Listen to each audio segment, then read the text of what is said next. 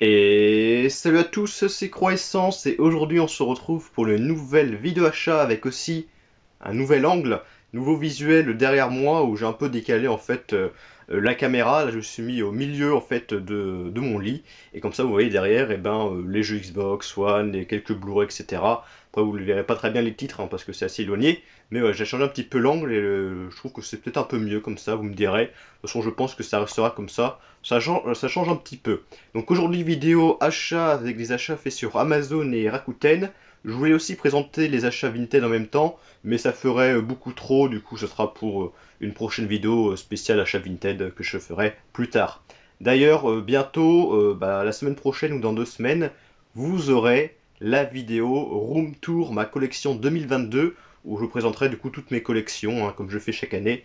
Ça sortira du coup fin de mois d'août, début septembre. Donc on va commencer tout de suite par cette vidéo achat, j'espère que ça vous plaira. C'est parti, let's go! Nous allons commencer tout de suite par Amazon, mais pas par un jeu ni un film, mais une figurine. C'est une figurine que j'avais précommandée en octobre 2021, mais elle a mis du temps à venir, hein, elle devait sortir en mars 2022, mais la date était repoussée, et je l'ai eu en juillet 2022. Ça a pris du temps, mais bon, c'est pas grave. C'est une figurine Cuphead, hein. Pour ceux qui s'en souviennent, je vous l'avais présenté dans la vidéo short, mais je vais vous la représenter vite fait, hein, pour ceux qui ne l'auraient pas vu. Donc c'est une petite figurine Cuphead, un jeu vidéo que j'adore, hein, voilà, je vous le dis, un de mes jeux préférés. Donc j'ai plein de produits dérivés de chez Cuphead, donc il me fallait absolument cette figurine. C'est une figurine qui m'a coûté à peu près 13 euros, un truc comme ça. Bon, je trouve que ça va, hein, parce que bon, elle n'est pas très grande, mais elle est plutôt de bonne qualité, donc je vous la montre rapidement. Donc déjà la boîte est plutôt jolie, hein, style vintage. Dedans, donc il y a, je vais vous montrer, pas que la figurine, il y a aussi un flipbook. Voilà, un flipbook. Vous savez, donc dedans il y a une image où quand on va très vite, moi je ne peux pas trop vous faire voir, mais quand on va très vite, voilà, il y a l'image qui tourne, vous voyez un petit peu. Ça, vous connaissez ce genre d'objet, et du coup il est recto verso parce que de l'autre côté il y a Cuphead, voilà, on le voit un petit peu.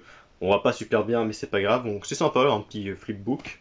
Et donc la figurine qui est dans un truc plastique, elle est juste là. Donc plutôt sympa avec du coup une tête style Bobblehead, hein, qui bouge. Et en fait là il y a une petite languette transparente et si on tire, parce que du coup il y a une pile dans cette figurine, parce que si j'appuie sur le bouton qui est juste ici, attention les oreilles.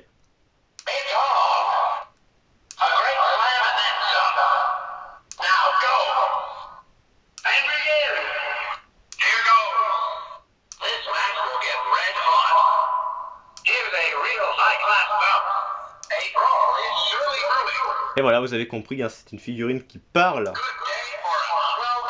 Et le personnage qui parle, en fait, c'est le mec quand vous commencez un combat, en fait, il dit des phrases, et donc c'est ces phrases-là qu'on entend. Ouais, ça c'est par exemple quand on terminait le combat contre un boss. C'est plutôt sympa, hein, franchement, la figurine qui parle.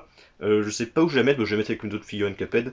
Mais c'est vraiment sympa d'avoir mis ça en plus, donc je trouve que pour 12-13 euros, bon, elle est pas très grande, hein, voilà, fait la taille de mon doigt, mais bon, c'est une figurine qui parle, et puis de toute façon j'adore Cuphead, donc il me la fallait absolument cette figurine. Donc voilà, c'est fini pour la figurine Cuphead, et on va continuer. Donc avec Amazon, hein, il y a des petits achats sur Amazon, avec notamment un Blu-ray 4K que je vous ai présenté dans un post sur l'onglet communauté. J'ai fait un petit post avec ce film. Le film, c'est tout simplement Doom avec Karl Urban et The Rock. Un très bon film. Personnellement, j'aime beaucoup ce film. Je sais qu'il y en a plein qui disent c'est de la merde, etc. Personnellement, j'aime beaucoup. C'est un gros film d'action, gros défouloir, sans prise de tête, hein. Ça, c'est clair. C'est un film évidemment tiré du jeu vidéo Doom, hein, parce que Doom à la base, c'est un jeu. Il y en a même eu plusieurs. Et donc là, le film est ressorti là, très récemment en 4K, hein, je l'ai précommandé sur Amazon à 24,99. Et d'ailleurs, ce qui est un peu bizarre, c'est qu'il n'y a que le 4K dans cette édition, il n'y a pas le Blu-ray. Que généralement, c'est 4K plus Blu-ray, là, il n'y a que le 4K, bon, c'est pas très grave. Donc Doom, personnellement, j'aime beaucoup, voilà, un film d'action qui date de 2005, je crois. Puis voilà, c'est un très bon film. Personnellement, j'aime beaucoup. Je vais le regarder là très prochainement, parce que c'est un petit moment que j'ai pas revu ce film. Et d'ailleurs, c'est une version longue non censurée, qui je crois n'était pas encore sortie chez nous, du coup, en format physique. Donc le 4K de Doom, que je vous conseille beaucoup, si vous aimez les films d'action sans prise de tête. Et on va continuer avec les jeux vidéo. Donc tout d'abord, un jeu que j'ai acheté à 19,99 sur Amazon à un vendeur tiers. C'est le Shadow of the Tomb Raider, l'édition définitive, donc avec plein de bonus en plus, hein. Voilà, il y a inclus 7 missions bonus, il y a 5 tombeaux, la bande originale au format numérique, des tenues supplémentaires, etc., etc. Donc ça c'est le troisième opus de Tomb Raider au niveau des reboots Tomb Raider, parce que à la base il y a eu un reboot de Tomb Raider qui est sorti en 2013. Il y a eu une suite qui s'appelle Rise of the Tomb Raider, et encore une suite qui est celle-ci, Shadow of the Tomb Raider, qui est sortie je ne sais plus quand, mais récemment, je crois, 2018 c'est marqué. Ça fait déjà 4 ans déjà. Donc moi personnellement, j'ai joué au reboot récemment, ainsi que le jeu Rise of the Tomb Raider, que j'ai fait récemment, les deux, que j'ai beaucoup aimé, franchement, le reboot et sa suite sont excellents. Le Rise d'ailleurs est magnifique, hein, niveau graphisme c'est très très beau. Et celui-là j'avais pas encore fait, et du coup j'avais hâte de le faire, vu que j'ai aimé les deux précédents.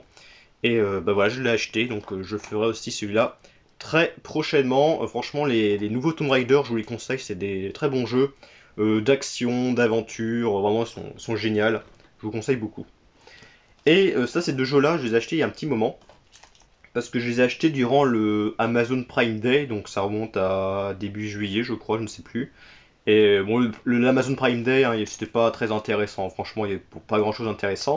Mais j'ai quand même acheté deux jeux qui étaient vraiment à très bon prix, je crois à 15 € l'unité, donc vraiment excellent prix. Tout d'abord, j'ai pris le Mass Effect Legendary Edition, donc c'est un remaster des trois jeux Mass Effect sortis à la base sur 360 PS3. Personnellement, j'ai fait que le Mass Effect 2 il y a longtemps, qui est un excellent jeu. Le 1, je l'ai jamais fait, et le 3, je l'avais fait, mais que le début. Donc voilà, donc là ça regroupe les trois jeux avec évidemment des meilleurs graphismes, tous les DLC qui sont compris dedans. Donc vraiment, si vous aimez Mass Effect, achetez cette édition, c'est une nouvelle ressortie de ces jeux. Vous en avez pour vraiment longtemps pour tout faire. Parce que déjà les jeux de base sont assez longs. Alors là il y a les 3 plus les DLC, donc vraiment vous pouvez y passer 200 heures je pense facile là-dessus.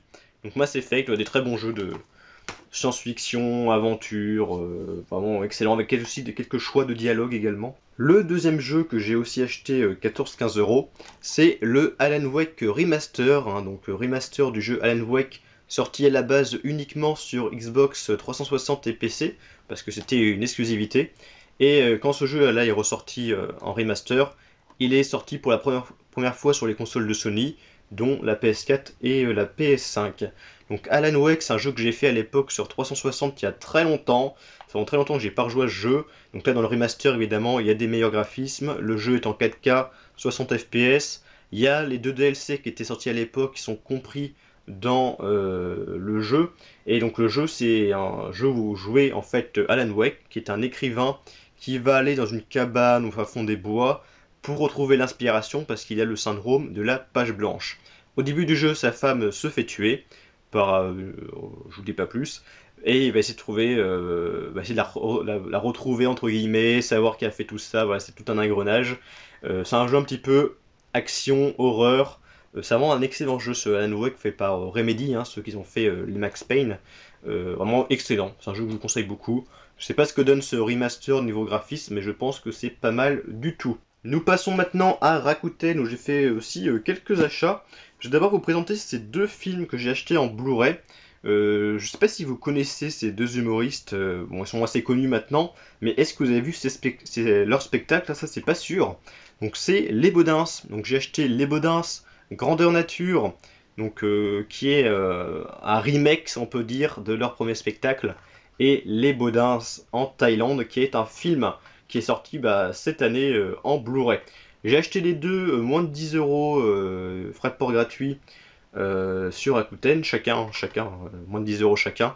Et je suis très content de les avoir parce que moi j'aime beaucoup Les Baudins. Pour ceux qui connaissent pas Les Baudins, c'est donc deux humoristes, dont un qui joue Maria Baudin, qui est une grand-mère, pas une grand-mère, mais une femme de 80 ans, et l'autre qui joue Christian Baudin, donc son fils qui a 50 ans.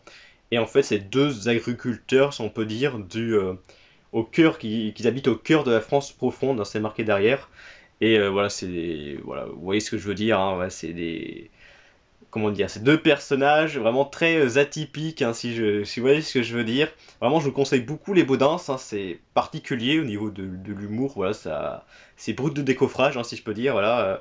Mais c'est pas mal, moi j'aime beaucoup. Donc, le Grandeur Nature, donc voilà, comme je l'ai dit, c'est un remake de leur premier spectacle, en fait. Donc, je vais montrer d'ailleurs l'intérieur parce que dedans il y a des bonus, il y a en fait deux dessous de verre, ça c'est vraiment sympa. Par contre, ce qui est dommage, donc deux dessous de verre, donc un avec Maria et l'un avec Christian. Ce qui est dommage, c'est que c'est du carton. Et les dessous de verre en carton, bah, c'est un peu de la merde, hein, parce que si vous mettez un verre dessus et qu'il y a de l'eau qui tombe dessus, bah, ils sont morts après les dessous de verre. Donc ils auraient dû les faire plastifier et pas en carton, parce que je suis sûr que ça va s'abîmer très très vite. Donc du coup, je ne vais pas les utiliser. De toute façon, je comptais pas les utiliser à la base, mais voilà, du coup, c'est un peu inutile d'avoir fait ça. Mais bon, c'est le geste qui compte. Et ce qui est pas mal dans ce spectacle qui se passe, qui a été fait au Zénith d'ailleurs, le spectacle dure 160 minutes. Donc 160 minutes, ça fait 2h40. C'est vraiment énorme. Généralement, les spectacles voilà, d'humoristes, ça dure quoi, 1h30, quoi, pas plus, c'est assez court, entre guillemets. Mais là, il dure 260 minutes, c'est vraiment énorme. Non, 160 minutes, pardon. Donc 2h40, donc c'est vraiment énorme. Le spectacle, je m'entendais pas à ça. J'avais pas fait gaffe, je me suis dit, putain, il dure 2h40, c'est vraiment énorme. Et pourtant, ça reprend la même trame que leur premier spectacle qui durait, je sais pas, 1h40. Donc je sais pas comment ils ont fait pour vraiment allonger la durée de vie, bah, de la durée du spectacle, parce que bah, c'est quasiment la même chose. On nous a rajouté quelques petites blagues par rapport au premier spectacle, mais sinon la trame, l'histoire reste la même.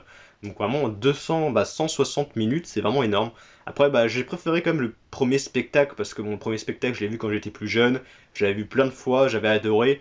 Donc là, il y a quelques petits trucs qui changent, bon, ça pas trop, ça y ressemble, mais c'est pas exactement la même chose.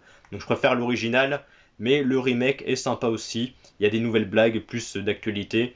Donc voilà, c'est sympa. Les Baudins Grandeur Nature, je vous conseille. Et du coup, Les Baudins en Thaïlande, et bah, c'est un film qu'ils ont fait, du coup, bah, qui est sorti cette année, au cinéma, je crois, puis en film, en DVD Blu-ray. Et bah, du coup, c'est les Baudins, du coup, qui partent en Thaïlande, tout simplement, pour prendre des vacances. Et ils vont rencontrer une femme qui est une prostituée thaïlandaise qui a des soucis. Et ils vont l'aider, en fait, voilà, contre ces soucis. Ils vont l'aider tout simplement. Les Baudins vont aider la jeune prostituée thaïlandaise. Voilà. C'est sympa. Le film est sympa. Bon, je préfère les spectacles, mais le film est sympa. Voilà, on trouve l'humour des Baudins. Ça prend pas, il n'y a pas de prise de tête, c'est parfois assez drôle, voilà, c'est sympa. Si vous aimez les Baudins, regardez-le, si vous aimez pas, bah regardez pas, mais si vous aimez les Baudins, regardez le film, il est sympatoche celui-là. Donc voilà, petit côté Baudins, moi personnellement j'aime beaucoup les Baudins, c'est un duo d'humoristes que j'aime beaucoup, comme les Vampes par exemple, hein. Les Vampes et les Baudins c'est mes humoristes préférés. Les Vampes c'est deux vieilles femmes, bah, c'est deux femmes qui jouent deux vieilles femmes, et les Baudins c'est un homme qui joue une femme. Voilà, j'aime beaucoup les vieilles femmes en fait, tout simplement. Dans les spectacles d'humoristes, pardon. Ensuite, on passe du coup à des Blu-ray 4K. C'est des Blu-ray 4K qui sont sortis très récemment, parce que M6 sont sortis là il y a 2-3 semaines.